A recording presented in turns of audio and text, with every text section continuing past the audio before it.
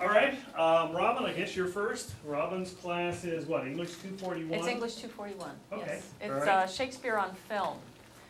Traditionally, film courses have been very popular, and they're a great moneymaker for the English department, and it fell to me to come up with something that I could teach with some expertise that would fill the gap of Phil Landon's great and eternal film course. So we came up with something called Shakespeare on Film for a winter session. And the big problem with teaching that course is that it presupposes no knowledge of either Shakespeare or film. And they're pretty big subjects, both of them. And so how are you going to divide the class time? We have too little time and too much to do. This is, of course, a generic problem for teaching in the winter session. But what I had always dreamed of in doing for this course is having the films online. And it looks like winter 2009 we're going to be able to try that. So I'm very, very excited.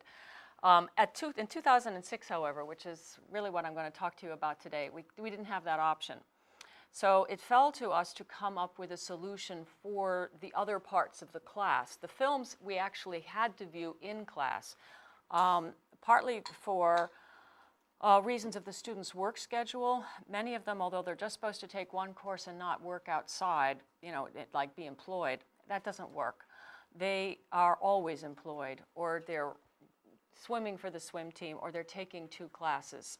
So really the only time that I could be sure that they had in common was the class time. Second, we had a hard time getting films. The library, I have to say, Joe Clark in library was wonderful. He amassed a wonderful collection for us, but we can't have more than one film, one copy of each film. So that too was a problem. How are we going to work everybody seeing it?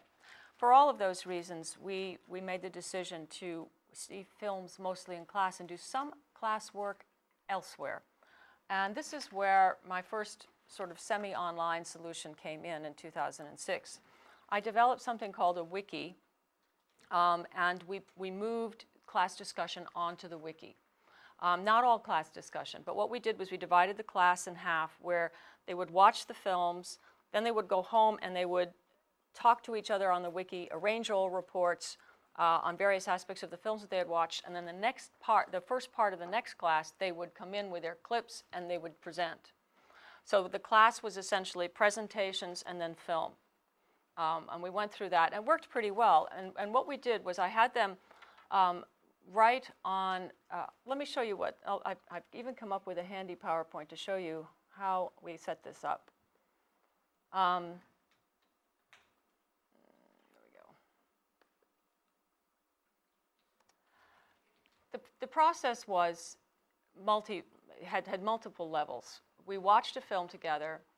They went home, and they discussed the film and arranged their presentations on the wiki. Then so they were writing. They watched and they wrote. And then they came in and they gave an oral report. I put the only sort of speaking parts, so to speak, in orange. The rest of it was all done on the wiki.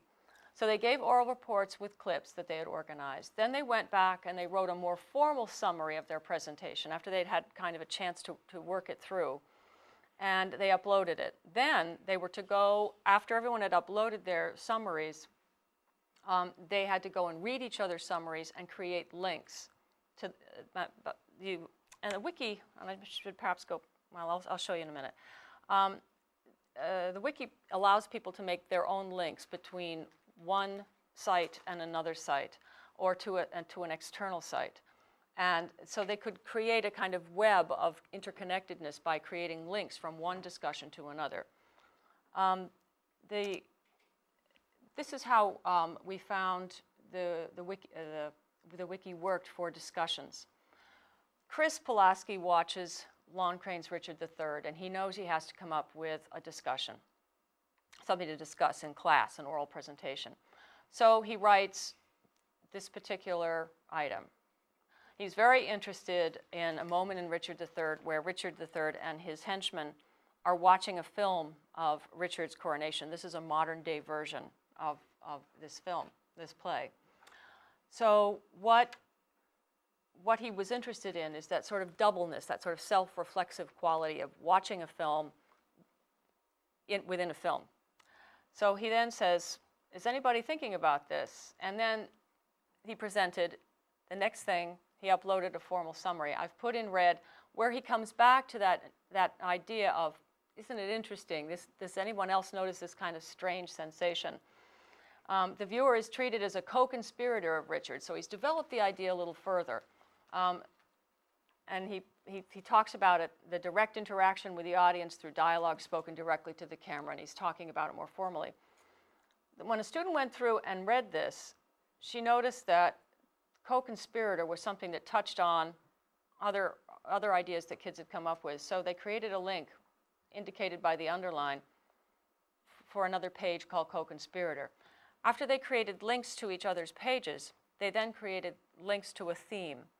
And they wrote ideas on these themes. So Angela is commenting on Chris's observation, building on it, on this co-conspirator link. And she writes about a very interesting moment in this same film, Loncraine's Richard III, where Richard is, it's really rather amazing. There's this wonderful opening soliloquy that's normally given on stage, you know, and Ian McKellen, who plays Richard III in this film, finds himself in the gents. He's going to the bathroom in the gents, and he's urinating and standing and staring in a mirror, giving this soliloquy, which is it's a little unusual, to say the least. And so he says, in the bathroom scene, the audience was eye to eye with Richard, and so we were in a very intimate and disturbing way, I might add. He catches our attention as he looks through the mirror into the camera and speaks directly to us. No longer are we detached observers on the outside looking in. So she builds on what he has come up with. Finally, Heather, who is a really very astute student of film, adds her comments toward the end. She takes it another step further. I wonder what the responsibility is of the audience who is a co-conspirator with Richard. The audience is an unwilling participant. They know the truth and know more than any character because of the knowledge as to just how evil Richard is. However, does the audience carry some responsibility in what Richard does? Okay, so she frames the question, once again, in a slightly different direction, slightly larger. What we did then with the wiki was that we discovered that we could add asynchronous discussion, moving discussion out of the classroom to some extent. That doesn't mean that it went completely away, because I don't think you can do that. But we discovered that we could get a lot of benefit, particularly the benefit of revising one's thinking, revisiting one's ideas over and over again, something that is really hard to accomplish in winter session. It's a real short punch. As we use this asynchronous discussion, I was pleased to discover that it sort of fits the bill of something that we call in English writing to learn. And I think it's a lot further now. It's further disseminated than just English, but it's a very interesting idea, and it's at the basis of writing in the disciplines. Through the wiki, we created more time in a crowded course, adding informal writing as a learning tool. And this was largely done with informal chat. As you may have noticed, there was spelling mistakes in a lot of what I posted here, and I didn't change it. Let's see if I can just get rid of this then. This is what the wiki looks like. It's pretty unimpressive in some ways. We did design it with scenes from Shakespeare's films, and then here are various links where the kids could go, and then, you going to come up? There we go. And they would just identify themselves. That was the only rule we had, just identify who you are, and then they're talking about how they're going to work on their films. Where do you want to meet? How do you want to do things? And largely the wiki was pretty much like this. This particular instance of the course was largely text. Hopefully I can add clips and so forth to it, the next instance that I plan to do. And that, I guess, leads me to what I want to do in 2009, which is to add two things. I will probably use the wiki section of Blackboard. Our wikis are not completely protectable from use by unauthorized people. And we are going to be using copyrighted downloaded films, which the students will be able to download onto their own computers for the duration of the course. I'm also going to be using something called ScreenFlow to take clips out of movies and make comments and create assignments. So I'm actually going to get back to what I really wanted to do with this course in the first place, which was to create downloadable videos and have the students look at films outside of class. This will enable me to, I hope, do more work with the actual play texts, so we have a greater balance between the one genre and the other, which is really, for me, the heart of this course, which is learning to understand how things translate from one genre into another. And I think that's the sort of the pressure point for the critical thinking that I want to introduce in this course. Finally, just to say quickly, the students really enjoyed using the wiki. Not all of them did, but many of them did. The thing that they enjoyed about it was that it was a lot more open. And if you look at some of the summaries that they put up, they found it very easy to follow, to find each other's work. There wasn't there was no complication, and that's actually one of the reasons I like it too. It seems much less compartmentalized than Blackboard. The syntax that they had to learn for this was not difficult, though. We now have, those of us that are using the wiki, the UMBC wiki group, we now have a media wiki that has icon editing, which is much easier. But this wasn't hard, and they found it fairly easy to use. I have published on this, and so I guess I'm leaving that as my peer review mostly, is that it has been peer reviewed and published, and I think that my colleagues in this, Phil Farabaugh and Steve Freeland, have also done work quite similar to this, and I know Phil's work was cited in an article that someone was writing about wikis. He had done something that they thought was pretty impressive with student interaction with scientific texts. So I think that this particular method is actually quite useful and has a lot of potential for augmenting our student learning. Any questions? So you are going to use the wiki inside of Blackboard? I think, well, I would rather use my own, I have to say, but I can't. I think John's concerned about, copyright. Right. And all you have to do to get into the media wiki that we now have is just create a username and password. Anybody could do it. Don't tell them. But yeah, so I mean, and we can't, in as much as this is a trial that we're doing with Citagix, it's really not appropriate to put us into any kind of mess. Yeah. So I think I'm just going to use the unlovely Blackboard wiki, but I will use that. Yeah. Does the university have to pay for the temporary rights to the films?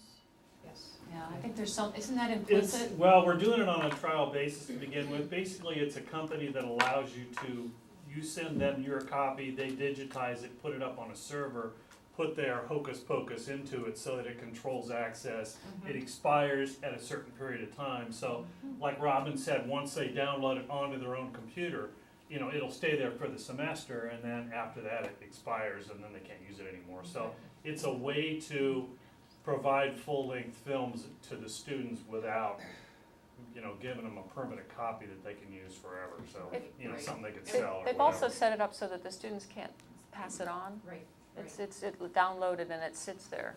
Okay. And when you say your copy of the film, you mean the library acquires the university's copy. Mm-hmm. Right. Okay. Yeah. And the students then can pull clips out to show back in class? That's something I have to clear with John. But what we could do on the day of the class is, I have all the films on reserve in the library.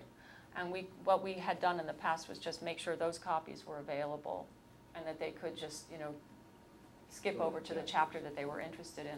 And we can still do that. Now, whether they can create a clip of their own, that's something that actually I need to know for my own purposes. Yeah, because we talked about pulling in. Yeah, because I would like to create assignments for outside class work using ScreenFlow, where I would copy something and then yak at it and then tell them what to do, and they could just download it from the Blackboard. And it's so much nicer when you're presenting that you don't have to go to the menu and find the chapter. Oh, sure.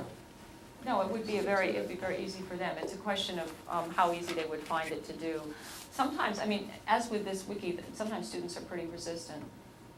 And a lot of times, and increasingly now with the economy being the way it is, we're leaping ahead with new versions, and they have old computers. They can't afford to upgrade their computers, and one of the girls in my 2006 class had a computer that absolutely couldn't handle the wiki at all. So that's something else that we have to, and often I don't find this out until like day 4. You know, it's like, oh, and that's actually with 2006, I had to rewrite the syllabus about a week into it because it was clear that their schedules were just not free at all. So. Okay, questions, comments? Just real quick on the Yeah. movie download, is that like a license that the university buys, or do you have to actually arrange it on a movie-by-movie basis, or? It's a movie by movie basis. We have to send them and it gets expensive because we have to send them a copy that we own. And they digitize it and put it through the process and then make it available for our students for that limited period of time. I see. They have their hook in it where you have to send it to them so they can process it so that it can go into their system. And it's by a film basis, so it can, John's trying to work something out with College Park and a few other, we're trying to figure out a way to do this that's economical, but that's essentially how the system works. And it could be used, if we get it, it could be used for anybody in any class, theoretically, once we get it full blown. Yeah, I think it's a great idea. I So- mean, we sort of hallucinated streaming video when we first started using this wiki. We thought, oh my God, we could do streaming video, we can download music, we can put anything we want. And in fact, I've shut down my computer, trying to be efficient here, but on a lot of my other course sites, I've uploaded images of paintings and I've uploaded music and stuff that the kids can use. It's a lot of fun. So yeah, it's a nice tool to control the copyright issue, so we're looking for that. All right, thank you. Thank you.